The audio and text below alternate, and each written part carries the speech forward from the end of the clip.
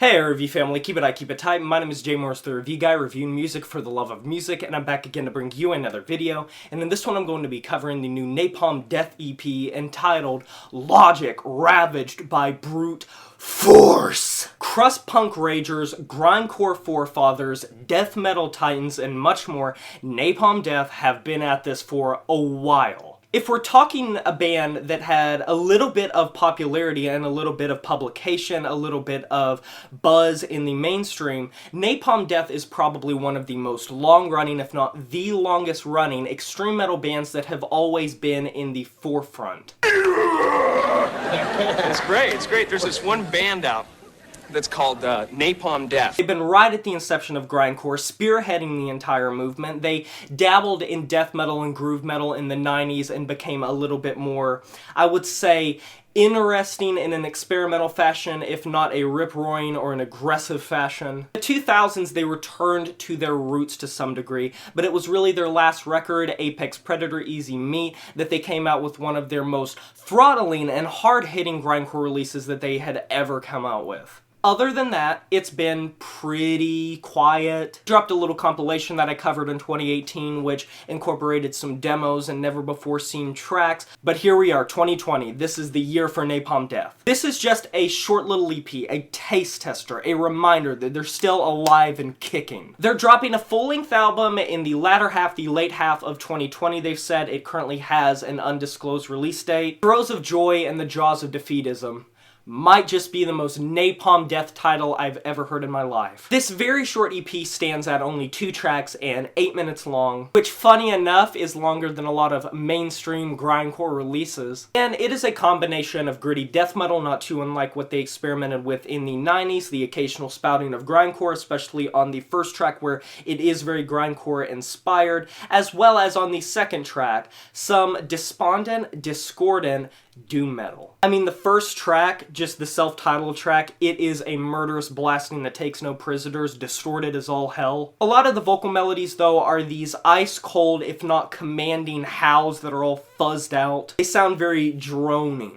And besides the really short but sweet introduction that opens up the track, and even though this track does slap for the most part, it's Napalm Death doing what they do best and nothing that we really haven't heard before. I've been saving the best for last, and that's an odd thing to say considering it's only a 2-track EP, but the White Cross cover is one of my favorite Napalm Death covers. They cover the track by Sonic Youth, White Cross, which in many ways from a lyrical point of view and just a anti-everything point of view, Sonic Youth isn't that different from Napalm Death. Napalm Death adds a K to the title because, you know, it's Napalm Death, it has to be grindcore as hell, and they make it heavy.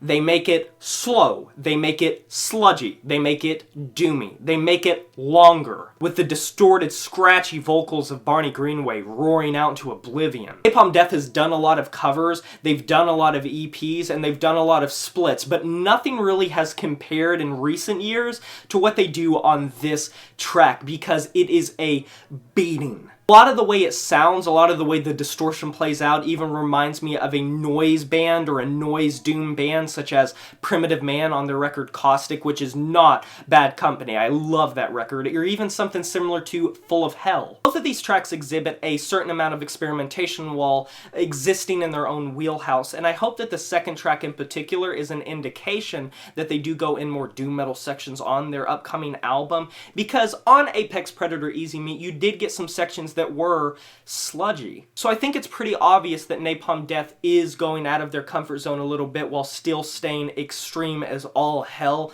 And for a band that is so many records into their discography, so many decades into their discography, the fact that they're still incorporating different elements, that they're still trying to innovate amongst all the fields of the extremely heavy, slamming, brutal, deathcore fuck slam that I keep saying. I don't know why I keep using that term.